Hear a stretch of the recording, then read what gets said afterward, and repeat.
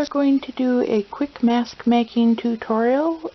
This is a mask based on a pattern that I saw someone else wearing, so feel free to mix it up, change it up, however works for you. Things we're going to need today is some cotton cloth. About a fat quarter will definitely do you one mask. It'll probably do you two. Depends on how large you want to make it. And you can customize it to the size of your face by measuring from the bridge of your nose down to where you want it to sit on your chin, and from the center of your nose to where you want it to sit on the edge of your face. Now you're going to want to add a 1/4 inch to whatever measurements you choose as far as the curve, and you're going to want to add about 1 inch on from where you want it to go on your face, because this one we're going to have a fold over piece that we're going to run some either hair ties or shoelace or thread or something like that for however you want to make it work on your face.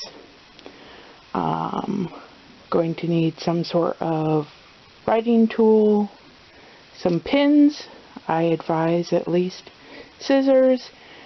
You can either hand sew or machine sew. I happen to have a sewing machine, so I'll be machine sewing.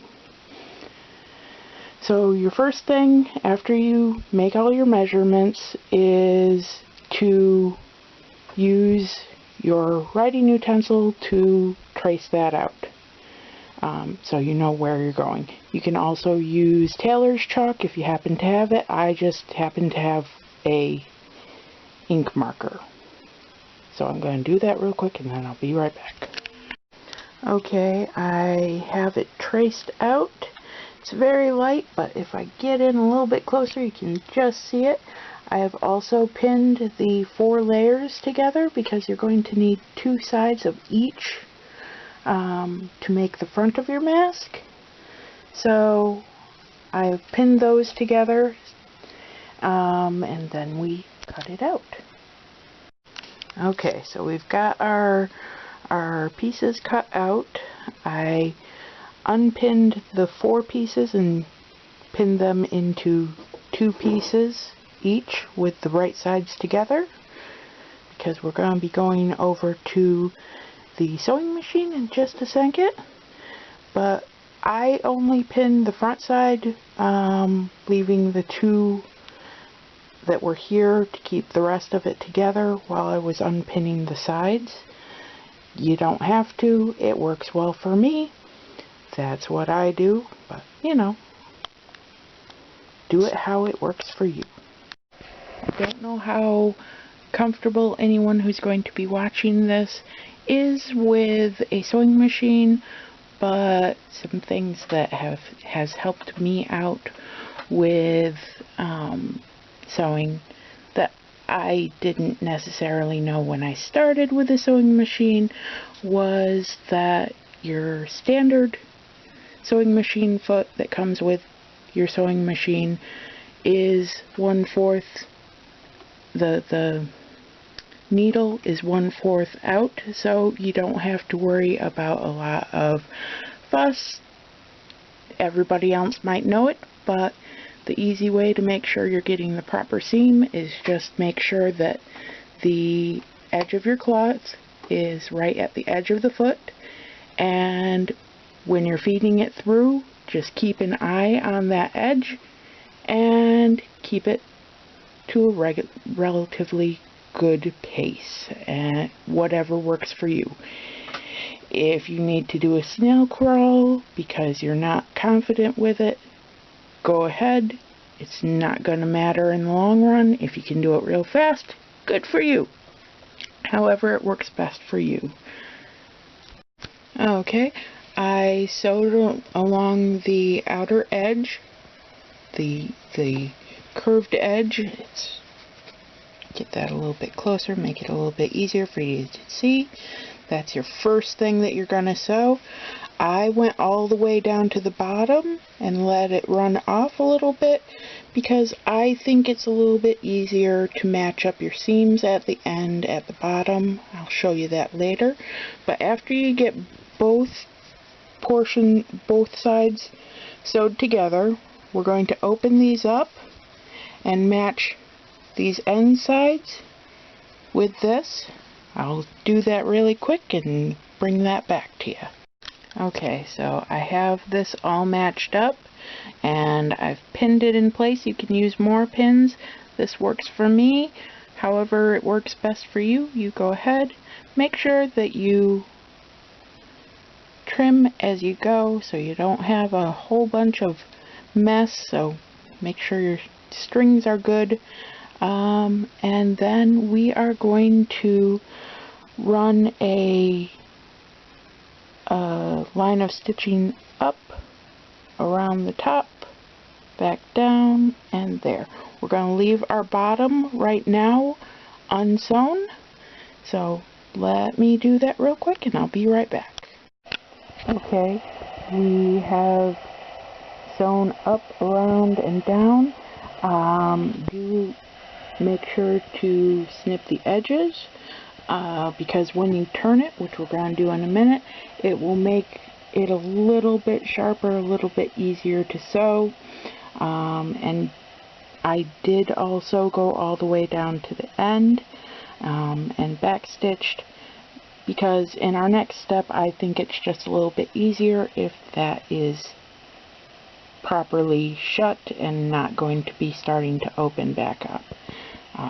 You do how you feel most comfortable with, but that's how it works for me.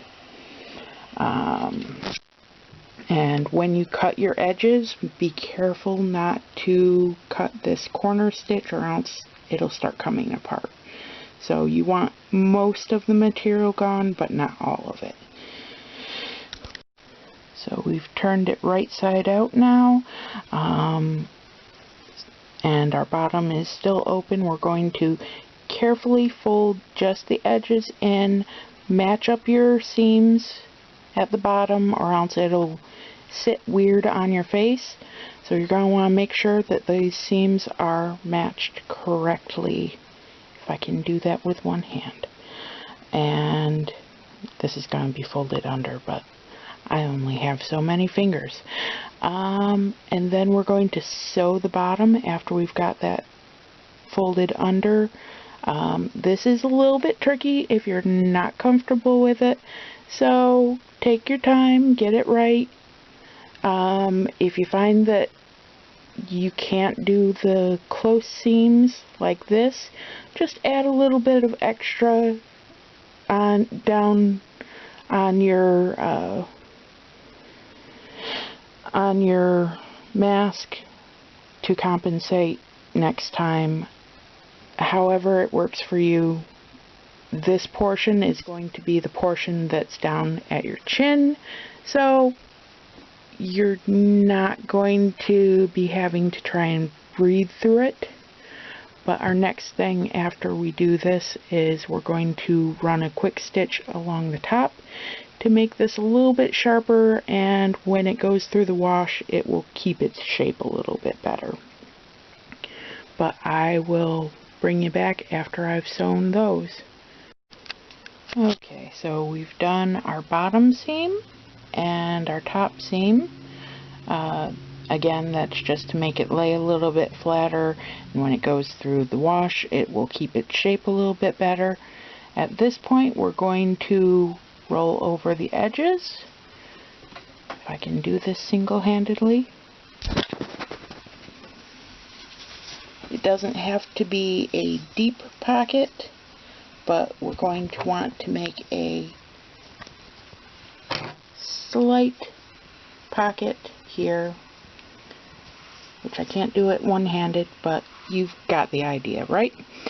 We're going to roll that over and sew up that side.